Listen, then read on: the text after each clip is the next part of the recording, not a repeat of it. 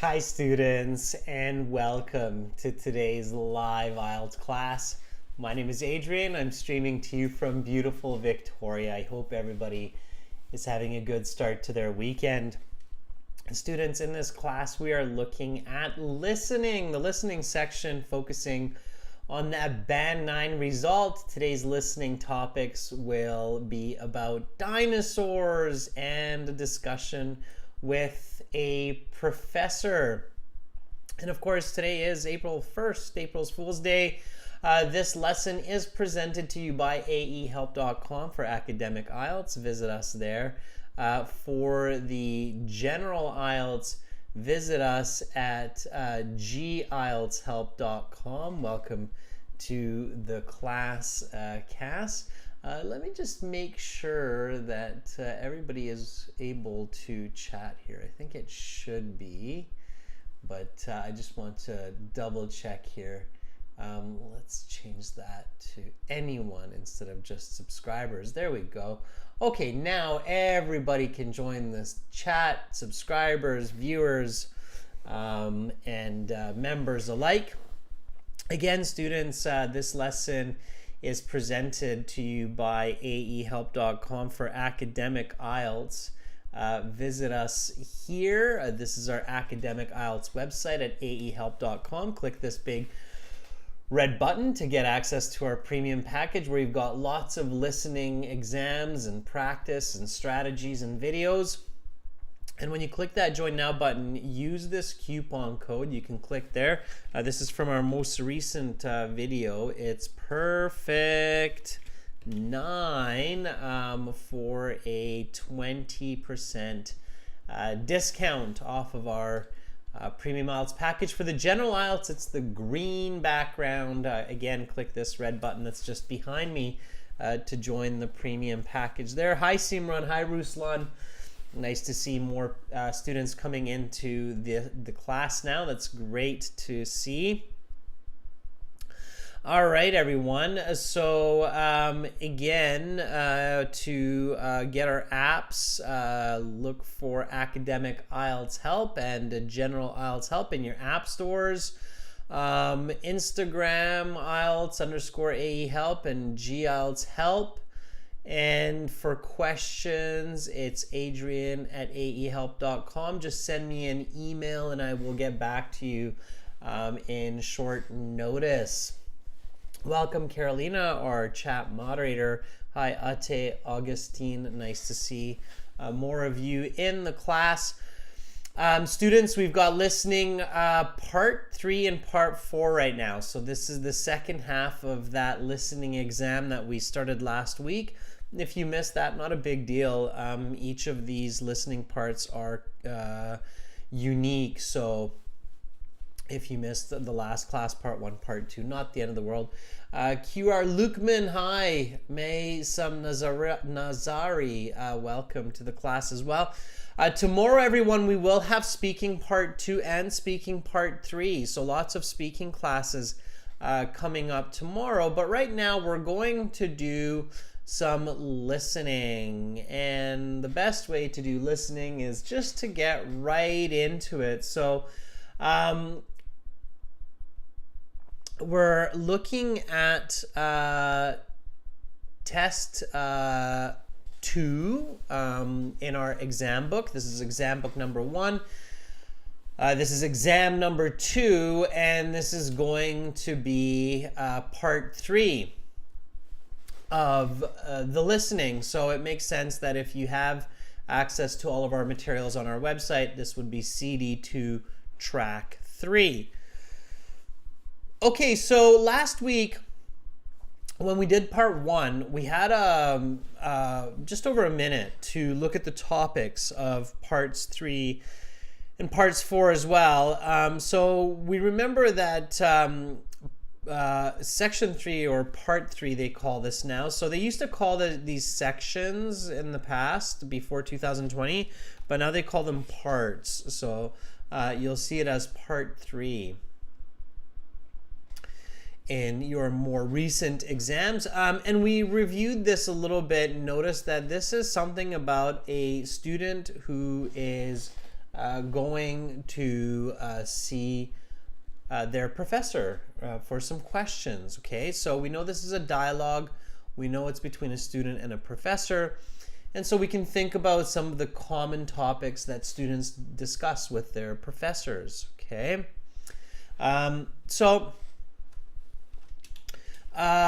talk about maybe coursework, assignments, grades, okay, class times. When I think about, what kind of questions or what kind of topics I have to talk about my professor, those are kind of the topics that I think about, right? Welcome, Mo. All right, so let's do this. Let's do some listening. So I'm going to play the audio for part 3. Please don't put your answers in the chat. Put them on a separate piece of paper or in a separate document so that it doesn't really, confuse other students, especially if you're giving wrong answers. So here we go, everyone. I'm going to jump over to the website. I'll log into my student account, go to my audio CDs, and in my audio CDs, this was CD 2, track 3.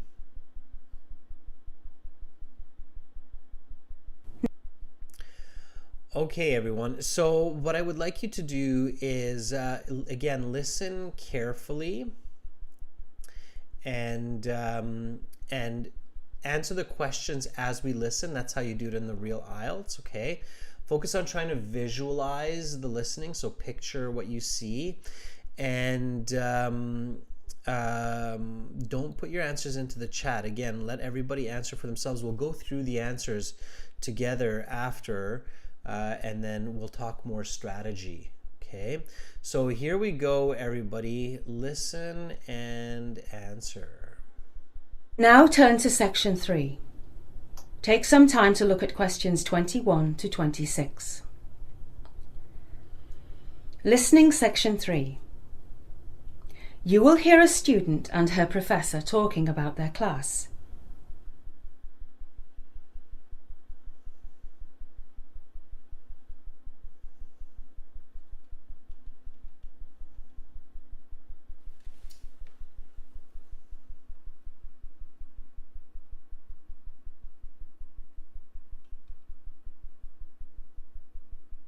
Now listen carefully and answer questions 21 to 26. Come in, Laura. Thanks a lot for making the time to see me, Professor Gorman. As I mentioned in my email, I've been very ill this past week, and missing the first week of school is not a good way to start the term. Indeed, it's not a very good start at all, but I think you can overcome it. You had a good grade in my course last term, and I'm sure this absence is just a bump in the road as far as this term goes. Now, what would you like to discuss? Well, I don't even have a syllabus, so maybe you could give me one and then we could go over it in some detail. Yes, that would be sensible. Let me grab your syllabus. Here you go. As you see, the class meets each Monday and Thursday from 10 to 11:30 in room A313 of the Juliet building. Do you know where that is? Yes, the Juliet building is right next to the Student Union building, correct? Yes, that's right. Okay, so next are my office hours. I hold them each Monday and Wednesday from 2:30 to 4 in the afternoon. If these do not work for you, feel free to send me an email and we can make arrangements to meet at another time. Now, let's discuss the books you'll need. As you see on the syllabus, there are 2 books you'll need for this course. You need not purchase either of them, however, as there are several copies of each available in the library. I like keeping my books for future reference, so I would prefer to buy both books. Are they available in the bookshop? The first one is, but the second one must be purchased from Buster's Books. Do you know where Buster's Books is located? Roughly, but do you have an address? Yes. The address is 3419 Young Street in Brighton. Right, I know where that is. Do you know how much the books cost, approximately? I think the one at the university bookshop is about £20 and the one at Buster's is about £15.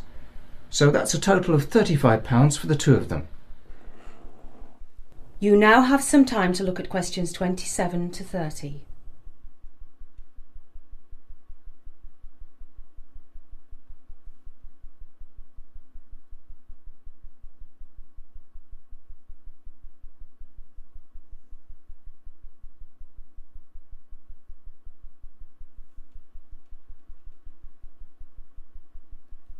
Now listen to the rest of the discussion and answer questions 27 to 30.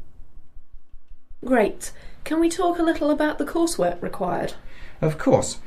There are 2 essays, 1 midterm exam and 1 final exam. Wow, that's a lot of coursework. Yes, but at this level I don't believe in just having 1 essay or 1 final exam determine your entire mark in a class. I like arranging it so that a student can have a chance to reflect on their ability and understanding of materials throughout the term. That makes sense. So what are the percentages associated with each assignment and exam? The first essay is worth 15%, the second is worth 25%, the midterm exam is worth 20%, and the final exam is worth 40%. Would you like to talk about the first essay? It is due next Friday. Yes, could we? Of course. The essay should be approximately 1,500 words and the topic must be chosen from the list. And can I get a copy of the list? There is one attached to your syllabus. Right. So do we have to tell you what topic we are writing on beforehand? No, it's all right. You only have to notify me if you want to do a topic that is not on the list. Right. Is the essay due in class or can we submit it by email? I will accept essays without penalty until midnight after the class it's due. So yes, you can submit it by email, hand it in during class or submit it to the department office. If you submit it to the office, make sure to get a timestamp put on it so that I can be sure the paper was submitted on time. And also, be sure to make... That is the end of section 3. You will now have half a minute to check your answers. Okay, students, so the audio stopped, and in that half minute, you want to definitely check your answers, okay? Use that time to check your answers. It's very, very important. Review for things like spelling mistakes or mistakes with the instructions. So for example, like if it tells you that you should use one word only, make sure that you're only using one word and not more. Okay, we'll go through the questions together now, and let me just hop back to the first question here.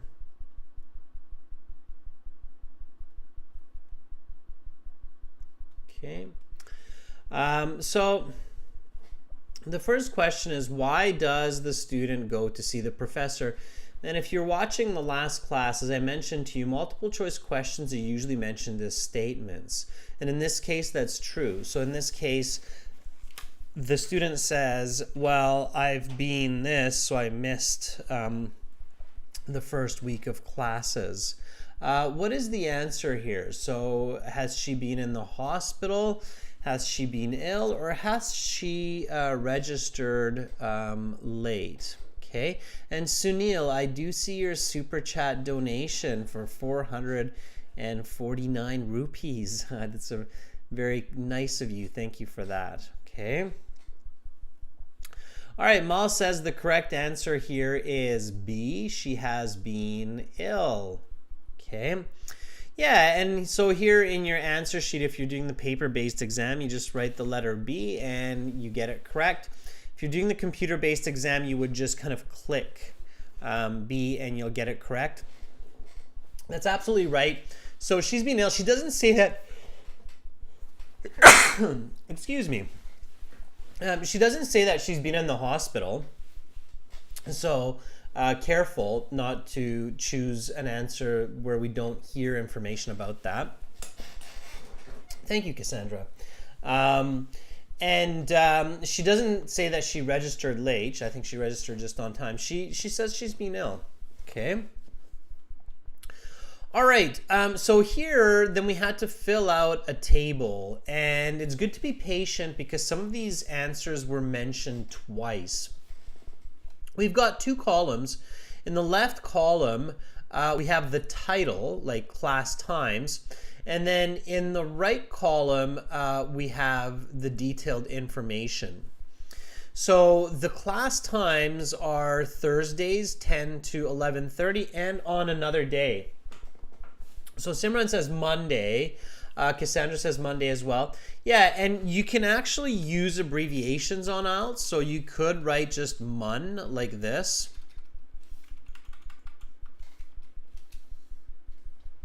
Okay, so if you wrote MON, that would be okay for Monday. Or all capitals as well. That's okay. Make sure that the M is big. It is a proper noun. It's a day of a week, so you want to have a capital M there. Okay, so Monday is correct. Now you can write the full word.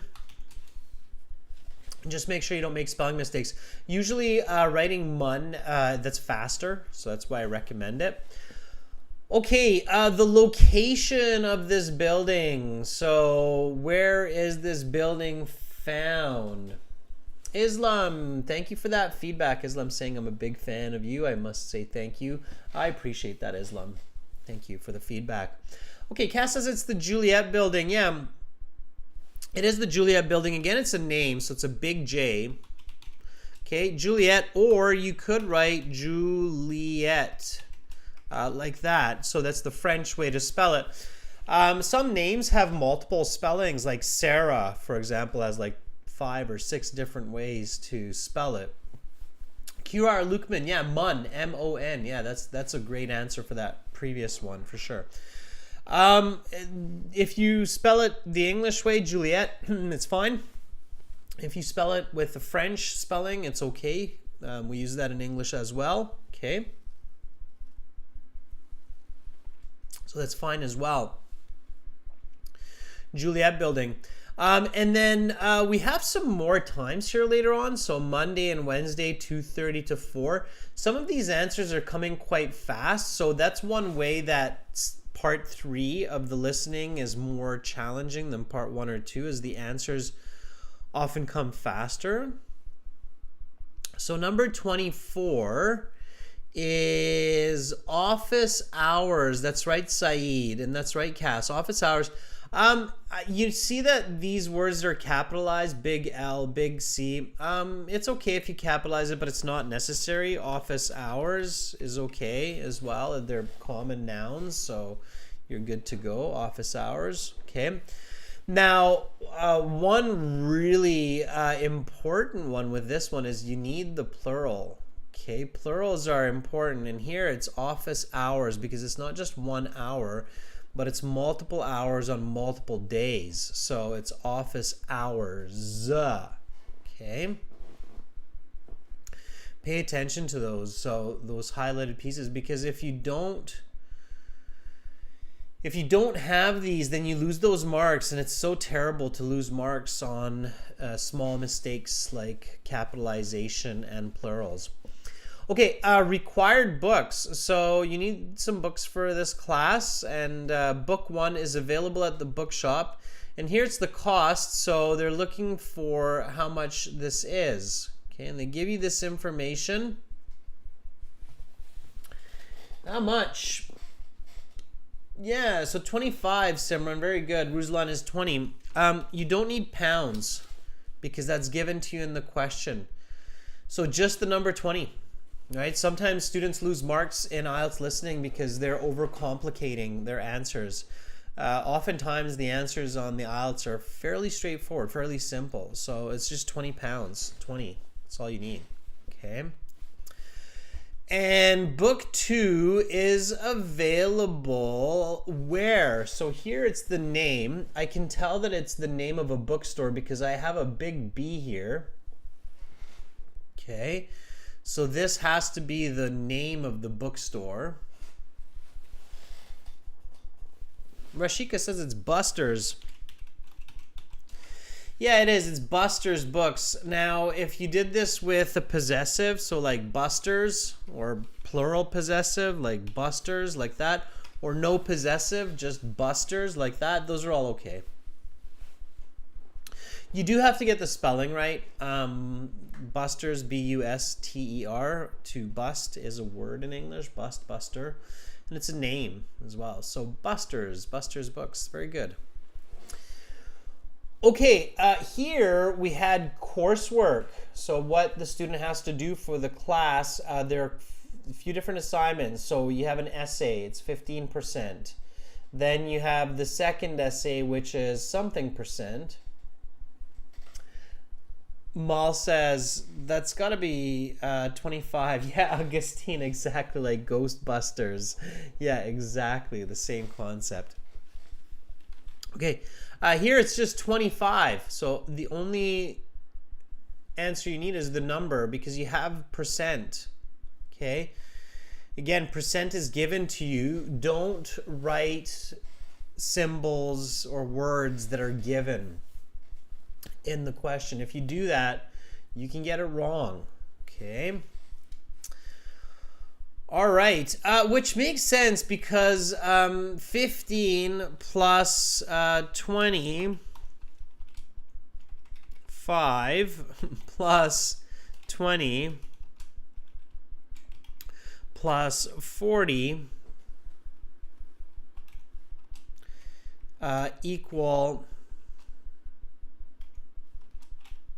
100, right? So use logic, especially when you miss an answer. Okay, right? That makes sense. Okay. All right. So you've got the first essay, you've got the second essay, you've got a midterm exam, and then you also have something else. 28. Yeah, final exam. Okay, that makes sense. Again, you don't have to capitalize the F. You can, like Mola's capitalizing it. Malra says it's a final exam. Riza says final exam. Yeah, and very importantly here, you have to have the word exam. So don't oversimplify either, okay? You can't just write final. You have to write final exam. Okay, you have to write final exam. If you don't write the word exam, you'll get it wrong because then it's a final what? Final project, final essay. What is it, right? So you have to have the word exam so that it's clear what it is. Okay, and then here, the first assignment, so the first essay that's worth 15%. How long should that be? Fill in the blank answer here, very quick. 1,500 words, right? This is the correct answer. It's a two-word answer. You have to write 2 words here. It's 1,500 words. If you just write 1,500, it's not enough. Okay, so remember this important tip, students. You have to write, you must give answers that are clear and do not leave any confusion. Okay. So 1,500 words, final exam. You need all of that information. All right, and then this last one, this was an inference type question, question 30.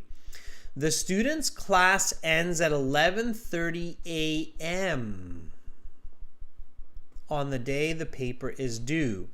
Decide whether a paper is handed in on time or late.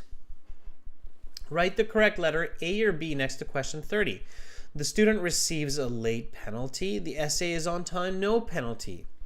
And then we have the question. The paper is handed in at 5 p.m. the same day, dropped off at the department office with no timestamp received. Will this be marked late? Rashika says, The student receives a late penalty. Cass says the essay is on time. The correct answer is A. The student receives a late penalty. Okay, because the professor clearly says that the essay needs a timestamp if it is handed in after class so that he knows it was handed in on time. Okay, he said they can be handed in on time until midnight. Okay, I don't think their office is going to be open that late, but if somebody handed it in the next day quickly before class, that would be late, right? Even with the timestamp.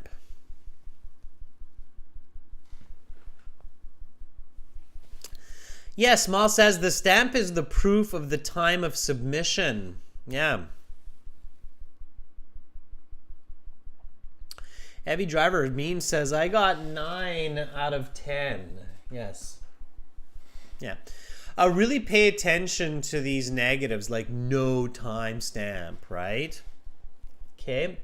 Ruslan says, I got 7 out of 10. Yeah, that's pretty good. Okay, so if you got 7 or more correct, you are on the right track to a solid band score. No, it's not handed over, Lukeman. Handed in and handed over are not the same phrasal verbs. Hand over means to surrender something to someone. Like if I say hand over the chocolate bar, it means like surrender your chocolate bar. But hand in means to submit. Okay, it's just a kind of an interesting question from Lukeman. Lukeman is asking, is hand over the same as hand in? No.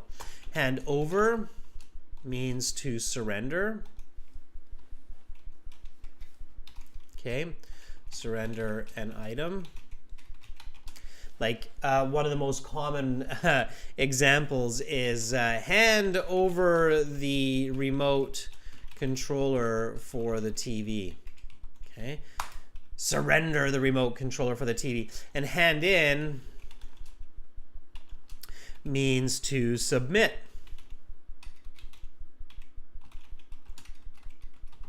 Okay, so for example, hand in the assignment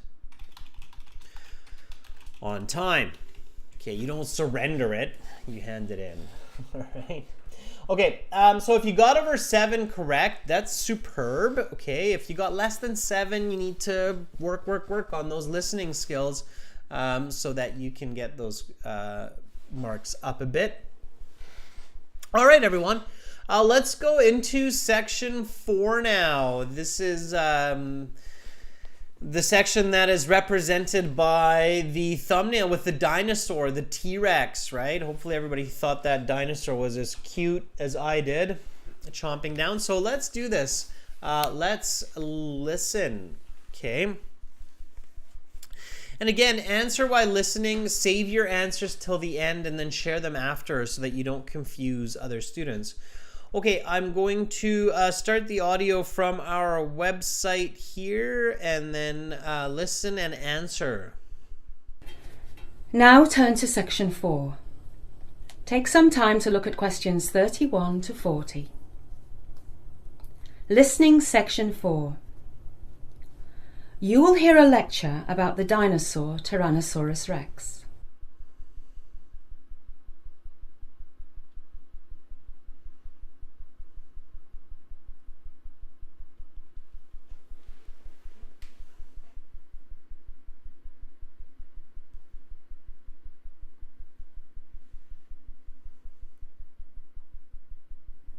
Now listen carefully and answer questions 31 to 40. Good evening, class. If you are registered for Anthropology 322, you are in the right place. Today we will be talking about the most famous of all dinosaurs, Tyrannosaurus rex, or T-Rex as it is commonly referred to. This dinosaur has a fearsome reputation, mainly due to popular culture films and books. In this class, we will be discussing the facts regarding the Tyrannosaurus rex, as opposed to its Hollywood depiction. Tyrannosaurus rex lived from approximately 80 to 65 million years ago. Of course, the reason it died out 65 million years ago is the same reason all of the dinosaurs died out at that time: a massive asteroid which hit the Earth and destroyed almost all life. The period in which the Tyrannosaurus rex lived is known as the Late Cretaceous period. This reality is in contrast to fictional portrayals, which often cast the T-Rex as living in the Jurassic period. In fact, T-Rex did not come to be until 65 million years after the end of the Jurassic period. Tyrannosaurus rex was a meat-eater, but it is not entirely clear whether it killed its own prey or if it merely scavenged the prey of other dinosaurs. In our minds, we imagine T-Rex fighting to the death with other dinosaurs, but it is not known for sure whether this is the truth. Tyrannosaurus rex was a large dinosaur. Not nearly the largest, mind you, but still large by any standards of modern-day wildlife. The dinosaur's length was approximately 12 metres, its height could reach 6 metres, and it weighed anywhere between 5 and 7 tonnes. That weight is the equivalent of about 80 average-sized human beings. If humans had been around back then, we would have been the perfect size for an afternoon snack. The location of T-Rex fossils discovered is very interesting. They have been found in western North America, as far south as Texas and as far north as Alberta, and they have also been found in eastern Asia, mainly in Mongolia. How is this possible? How can fossils be found in such different regions of the world? The answer is what geologists call continental drift. The continents have not always been in the same location. They have shifted, and around the time of T-Rex, western North America and eastern Asia were connected. This explains perfectly the discovery of the fossils in the different locations. One of the more well-known interesting facts about Tyrannosaurus rex is that it had extremely short arms. They measured only about 1 metre long, which is very short when you consider the size of the dinosaur. To put such small arms in perspective, it would be as if humans had arms that measured only 10 centimetres. What use would they be? Well, that is one of the questions that has led scientists to believe that T-Rex was a scavenger and not a predator. It is very difficult to believe that it could have been an effective predator, with arms being so important for hunting. Another fact that leads scientists to believe T-Rex was a scavenger was its extremely strong sense of smell. This enabled T-Rex to smell carcasses over long distances, giving it a big advantage as a scavenger. On the other side of the argument, T-Rex had very large serrated teeth, which would have been perfect for tearing through the tough skin of other dinosaurs. If T-Rex was a pure scavenger, it may not have required such teeth. Another interesting point about their teeth was that they were replaceable over time. Unlike humans, who grow only 2 sets in a lifetime, T-Rex's teeth could be replaced over and over throughout a lifetime. Again, this is evidence that they were, at least in part, likely predatory. That is the end of section 4. You will now have half a minute to check your answers. And once again, just a reminder, check your answers, students. We'll go through the answers together. I was highlighting and showing you the pacing of the answers in the audio, and that's good to practice at home when you're doing the exam. Try to kind of, catch the pacing of the listening section. So this listening section, it says, which of these events happened 65 million years ago?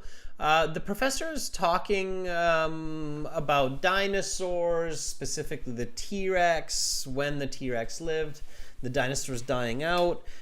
So here it's kind of like a tricky multiple choice question. So Roman numeral 1, the dinosaurs became extinct. Tyrannosaurus rex came into existence. Number 2, Tyrannosaurus rex died out. Number 4, a large asteroid hit the Earth. So what was it? 1 and 3. 1 would be the dinosaurs became extinct. 3 would be Tyrannosaurus Rex died out. Okay, B is all of them, all of the above, right? And then C is 1 and 3 and 4. And C is the correct answer. And I can see that, Maria, Costina, and Augustine, they're all saying, C. C is the right answer, of course, because Tyrannosaurus Rex came into existence well before 65 million years. Anybody remember that? So, when did Tyrannosaurus Rex come into existence? And this is active listening. You want to practice active listening. That means trying to catch information that's more than just what you're being asked. So Tyrannosaurus Rex actually lived for quite a long time by any standard of modern day history. So QR Lukeman, yeah, C is correct. Anybody remember when T-Rex? Yeah, so Cass is about 80 million years ago. Yeah. I seem to remember 85, but maybe it was 80 million years ago. Yeah, quite possible. So T-Rex lived for about 15 million years. That's pretty impressive. 15 million years of existence is pretty good.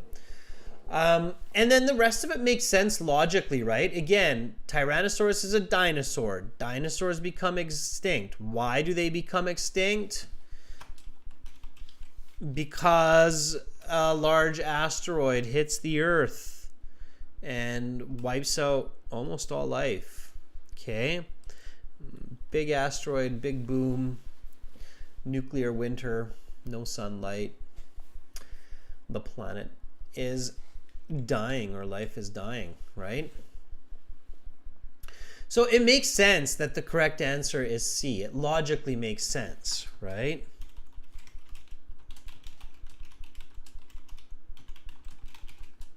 Okay, use logic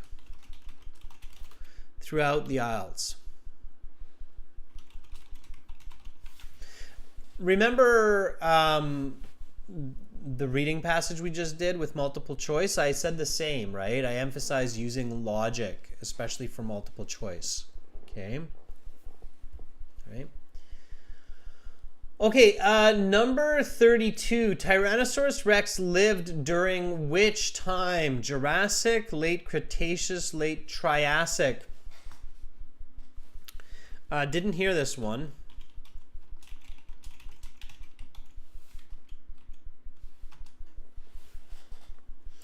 Okay, Maria says it's B, late Cretaceous. Yeah, very good. Okay. And not Jurassic Park, right? But the late Cretaceous. And she kind of says that, right? Like, it's not like in the Hollywood movies where it's like the Jurassic Park. It's late Cretaceous. She clearly says that. Listen for negatives, okay? So, this was a negative, not Jurassic. Okay, so listen for negatives, all right? Very important. How tall was it? They don't say tall, they say height. So, how tall? They actually give us all three of these numbers. So they say that the T-Rex was 12 meters long, right? Long tail.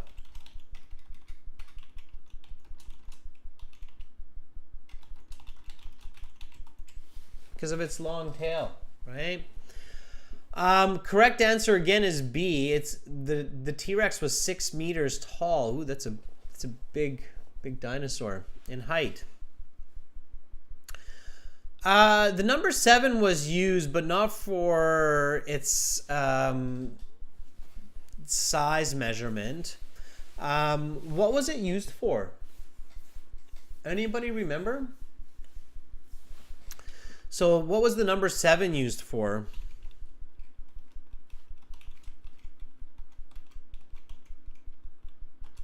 The T-Rex is what? So they're like, oh, it wasn't the biggest dinosaur, but... Yeah, so QR, it's not 12 meters because it was 12 meters long, but 6 meters high, so 6 meters tall, right? So B is the correct answer. It was the weight. I think somebody says, yeah, Vimal says the weight. The T-Rex weight. 7 tons.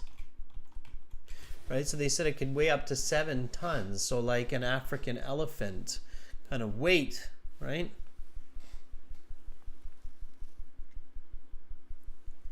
Again, active listening, everybody, active listening.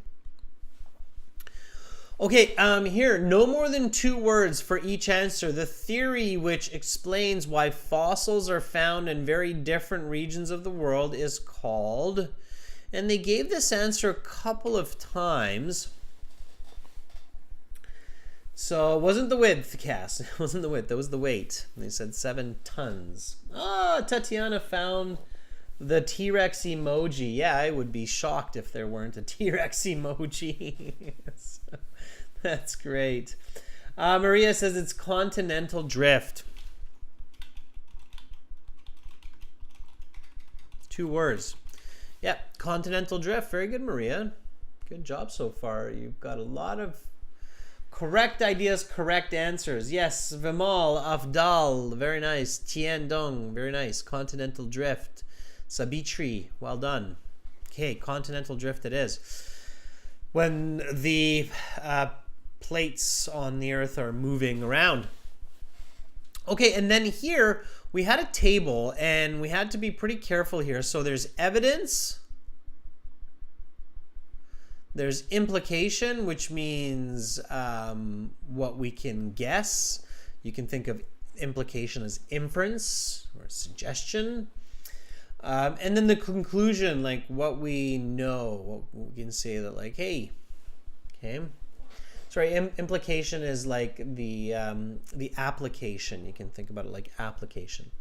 Okay, number 35. T-Rex had extremely something arms. We need an adjective here that describes it. Very good. Lots of you got that. That was a fairly easy one, but you just had to catch it. Short, right? Tiny little T-Rex arms. What's going on with those, right? So tiny little T-Rex arms. Why, I don't even know why they had arms that were so tiny. Okay, arms are important for hunting. So if they're important for hunting, then we can conclude that if the T-Rex has tiny little arms and arms are important for hunting, probably the T-Rex, Augustine says, is a scavenger. It just searches for food but doesn't hunt its food.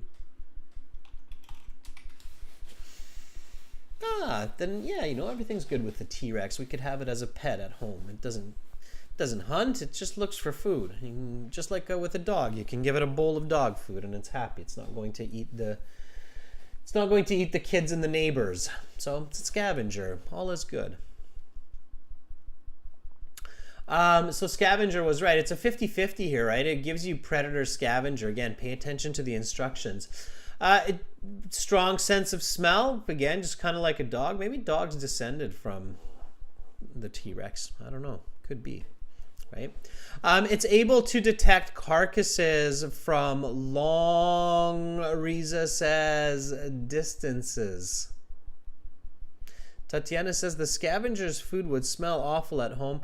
Yeah, dog food doesn't smell very good, I know, but it's okay. You can just get the non-smelly kind.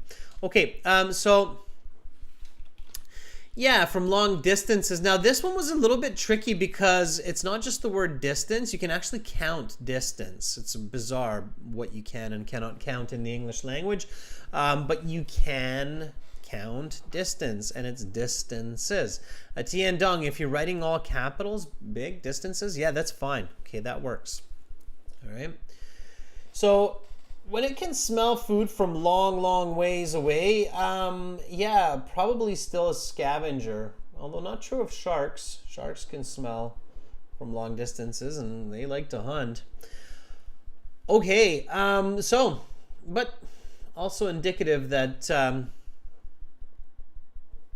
could be the descendant or the predecessor of dogs.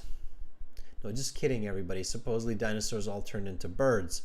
Okay, so large serrated teeth. Yeah, those lovely, lovely looking teeth of the dinosaur. They look like the saw blade at a sawmill, right? Those big, big teeth, able to tear through tough skin. Sabitri, Riza, Simran, Cass, Mal all say that this should be tough skin. Skin is correct. Absolutely. And because it's able to rip apart the skin so effectively, maybe T-Rex wasn't completely a scavenger after all. Maybe T-Rex was a predator. Dun dun dun.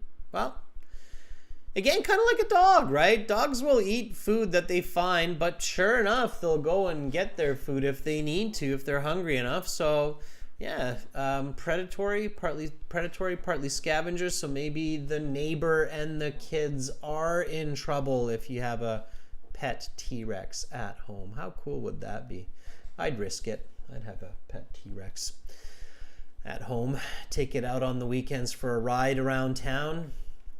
Just imagine all those people riding their horses, how jealous they would be. You're riding a T-Rex. They're just riding a horse.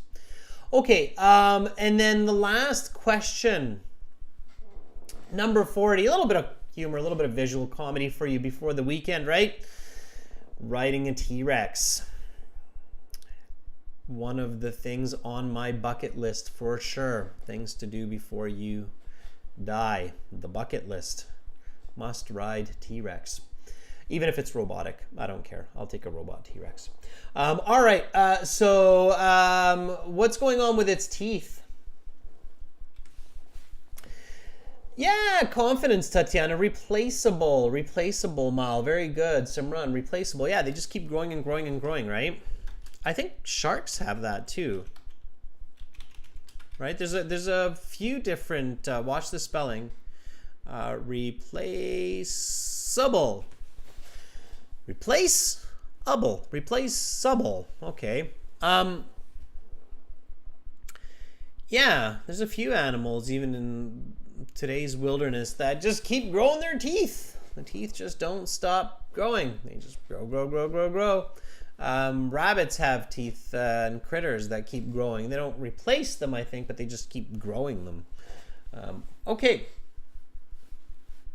All right. Yeah, if your teeth grow back, you're probably a predator. You don't mind if a couple of them get knocked out.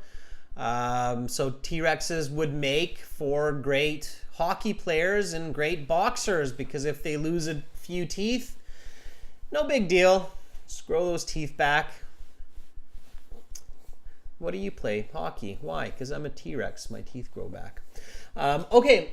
So that is part 4. No breaks. Okay. So that all came out in one fell swoop. All the answers. How did you do?